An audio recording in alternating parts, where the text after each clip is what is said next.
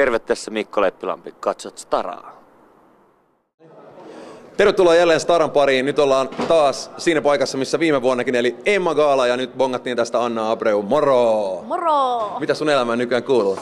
No nyt tällä hetkellä on aika jännittävät tunnelmat, että alle tunnin päästä on esiintyminen ja mä oon ihan paniikissa itse asiassa. Mut muuten ihan hyvä, kiitos. Mitä suomalaiset TV-katsojat hetken päästä näkee suorana lähetyksenä?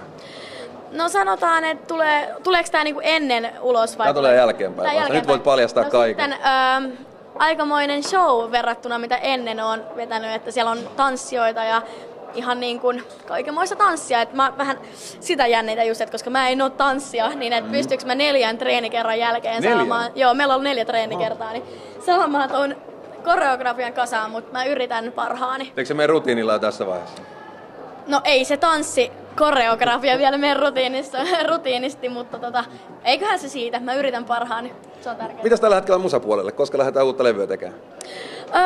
Itse asiassa huhtikuussa ruvetaan tekemään uutta levyä ja toukokuussa me varmaan ollaan saatu suht levyä niin kuin kuosiin ja sitten tämän vuoden lopulla pitäisi tulla levyn. Edellinen levy oli niin kuin soundiltaan ja tyyliltään erilainen kuin ensimmäinen. Mitäs sitten 3. levy? Sanooko se toden? Me ei osata vielä sanoa, me pitää suunnitella sitä vähän ennen kuin voin mitään haastattelussa sanoa, että me ei ole vielä mitään keskusteltu asiasta. Jonkinlaista tyylimuutosta on kuitenkin tulossa ilmeisesti. Ainahan sitä tyyliä pitää muuttua, että pysyy pinnalla. Sä olit viime vuonna varsinainen Emma kuningatar. Sä vedit niin sanotusti jauhot suuhun monille epäilijöille. Mitäs tänä vuonna? Mitä sä luulet, kuka kahmii tämän vuoden Emmat?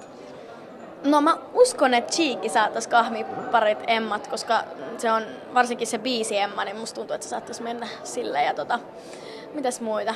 No niitä on niin paljon hyviä. En mä osaa sanoa, mutta toivotaan, että mullekin tulisi joku Emma. Se olisi siistiä. Koputetaan puuta, eiköhän se tee jotain? Puuta, joo.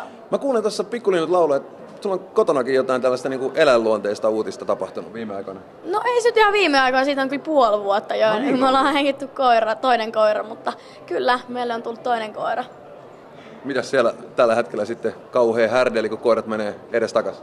Joo, kyllä, ja sitten ne puraskeli aika hyvin noita mun kenkiä. Mä olin menossa tuossa Marja-ohjelmaan, oliko se nyt just toissapäivänä, niin ne oli pureskellut sitten mun kengän koron just ennen kuin mä kerkisin lähteä. Mä joudun menee niillä kengillä sinne sitten, mutta ei kai siinä mitään. Pitää kestää, kun on ne hankkinutkin.